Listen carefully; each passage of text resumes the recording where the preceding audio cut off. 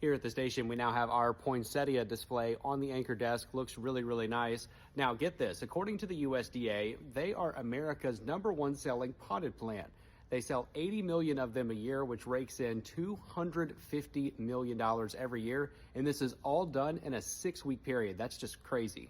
All right, so let's talk about how to care for them. The US Botanical Garden actually recommends that you take off this plastic covering in the tin foil.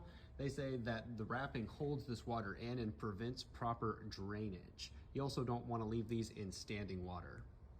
They also recommend that you want to let the light in. Find a light window, but not in direct sunlight all day long. So they recommend a southeast or west facing window. They also say don't put these near a cold window pane that's drafty, then the leaves are touching them. They also say avoid putting them near an air vent as well, because that could then dry them out if you have your furnace on. Also, they say that you want to avoid keeping that soil too wet. They say that you should allow it to dry out between the watering, and if it's a drooping leaf, that might indicate that the plant is too dry and it is time to water it. They say that you want to frequently water it, but when the surface of the soil feels dry to the touch. Also, you want to place it in the sink and then water it until it drains freely from the bottom.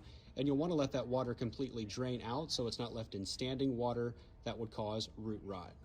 Now, it's actually possible to keep these things alive year-round, though that's a little more than my area of expertise. If you want more info on that, I recommend reaching out to your local UGA County Extension office. The pros out there will definitely have all of the tips you could need if you want to try the challenge of keeping these until next Christmas.